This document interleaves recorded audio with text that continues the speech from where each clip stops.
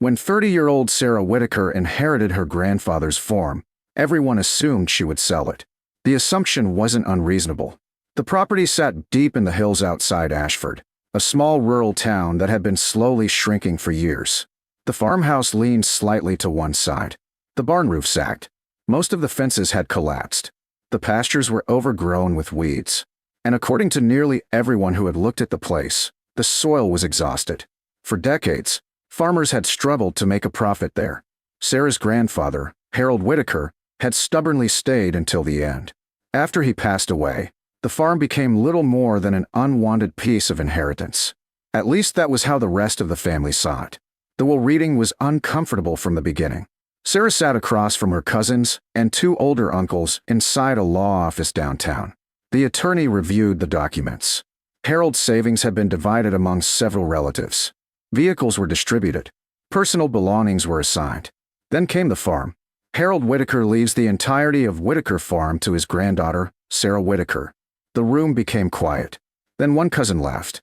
Seriously? Another shook his head. That's rough. Sarah frowned. What does that mean? Her uncle Dennis leaned back in his chair. It means Grandpa loved you. The room chuckled. Sarah didn't. Dennis continued. The place is falling apart. Nobody wanted it. Honestly, you're probably doing us a favor by taking it. The attorney cleared his throat awkwardly. But nobody disagreed. As far as the family was concerned, Sarah had inherited a burden. Not an opportunity. A burden. 3 weeks later she drove out to see it. The gravel road wound through rolling hills before finally opening into a valley. There it was. Whitaker Farm. Exactly as she remembered. And somehow worse.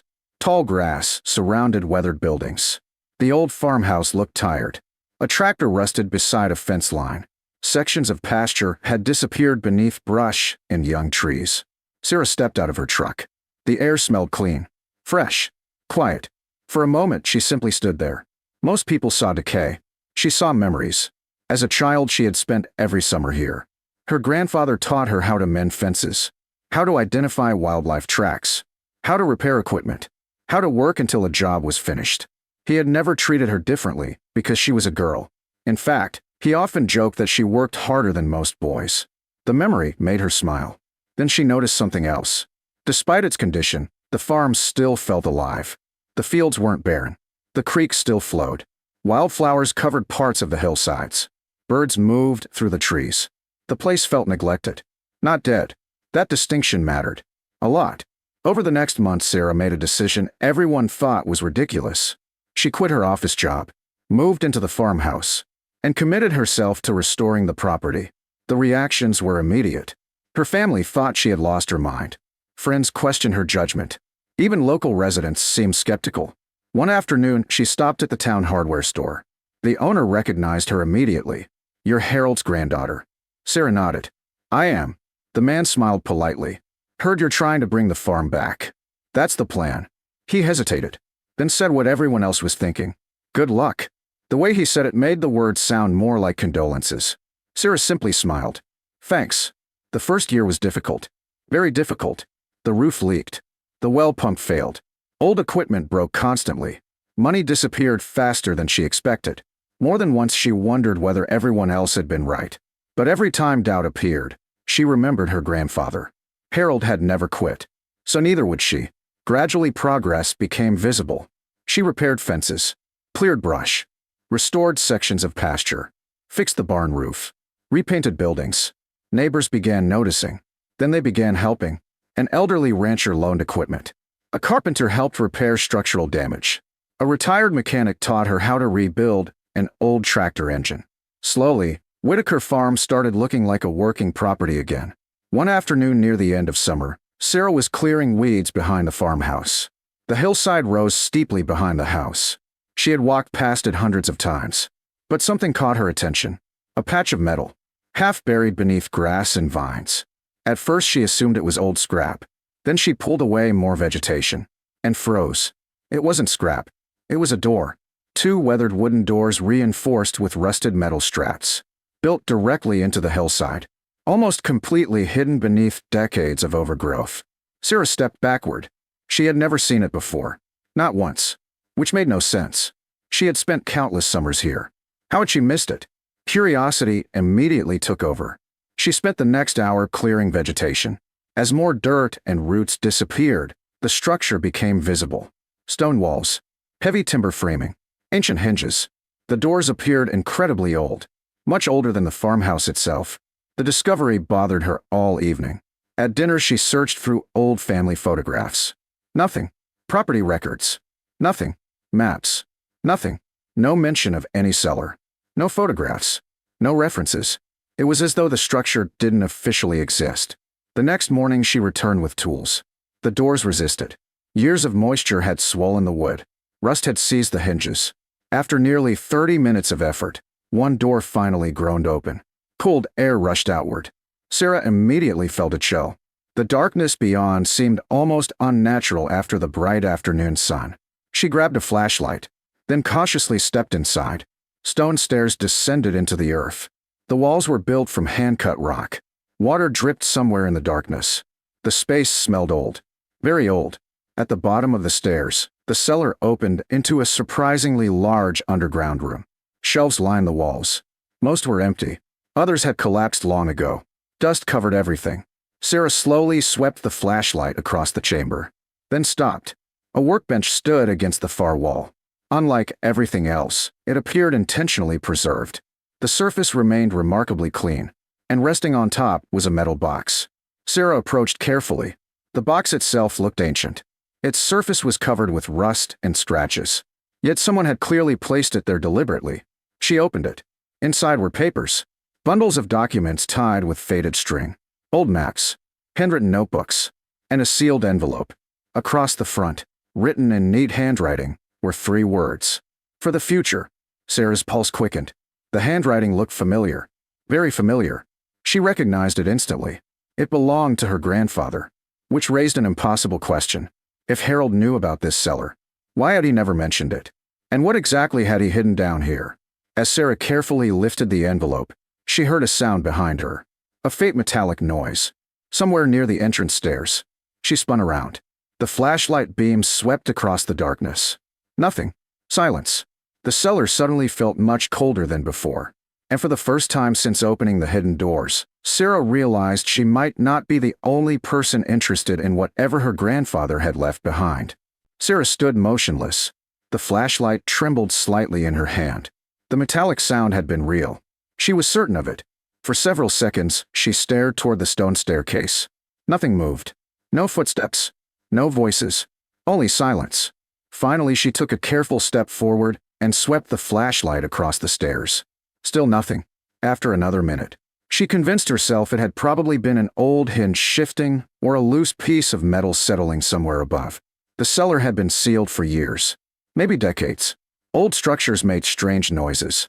Still uneasy, she returned her attention to the metal box. The envelope marked for the future felt surprisingly heavy. Slowly she opened it. Inside was a handwritten letter. The moment she saw the handwriting, she knew. Her grandfather, Harold Whitaker. She began reading. Sarah, if you found this cellar, then you've done something I always hoped someone in this family would do. You stayed. Tears immediately formed in her eyes. She continued. Everyone else saw this farm as land. You always saw it as home. That's why I'm leaving this for you. The letter explained that the cellar had existed long before Harold purchased the farm. According to local records, it dated back nearly a century.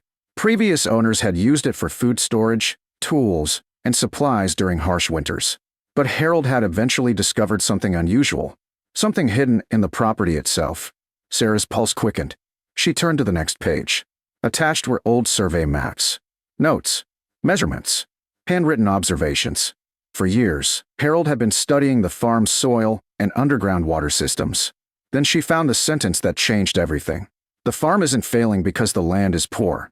The farm is valuable because of the water beneath it. Sarah frowned. Water? She kept reading.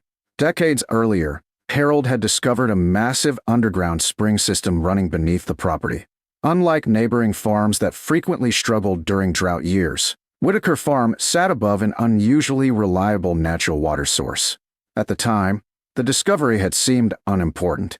But as weather patterns changed and droughts became more common, Harold realized the spring might one day become the farm's greatest asset. The notebooks contained years of records, flow measurements, Water quality tests, geological observations, detailed maps, everything carefully documented. Sarah sat on an old wooden crate and read for nearly 2 hours. By the time she finished, the sun was setting outside. One final note caught her attention. The spring emerges near the north pasture.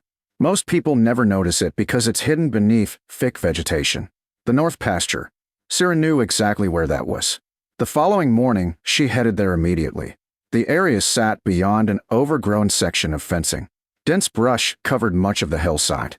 At first, she saw nothing unusual. Then she found it.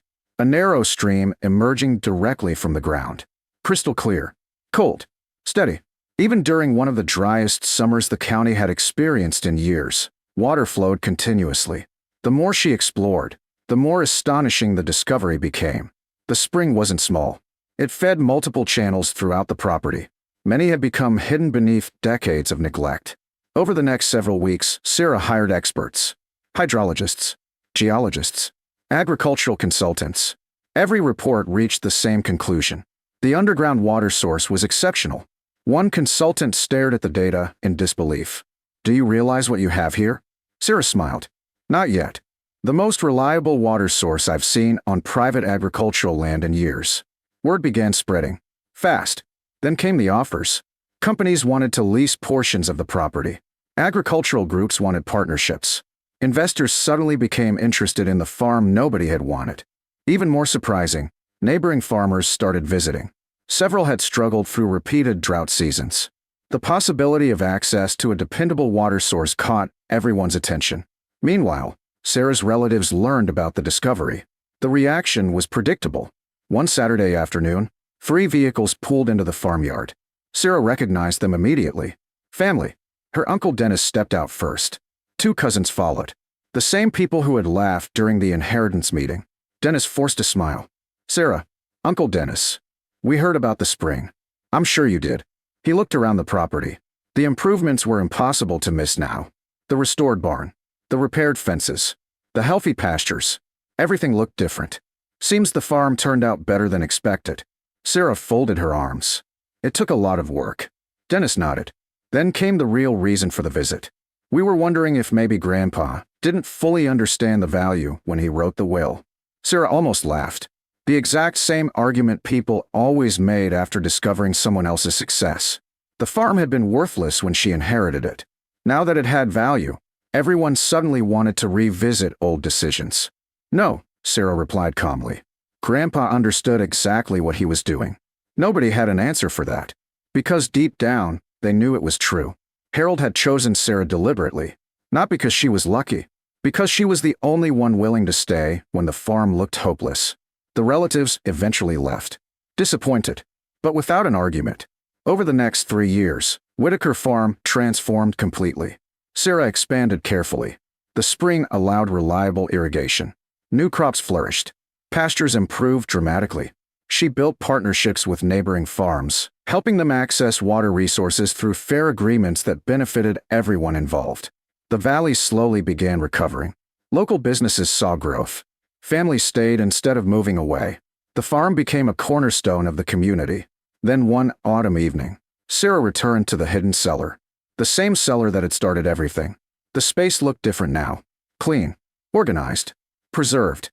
She stood beside the old workbench where she'd found the letter. For a long moment, she simply looked around. The cellar hadn't contained gold, or treasure, or forgotten wealth. It had contained something far more valuable. Knowledge, patience, vision. Her grandfather had seen potential where everyone else saw failure, and he had trusted her to see it too. Outside, sunset painted the hills gold.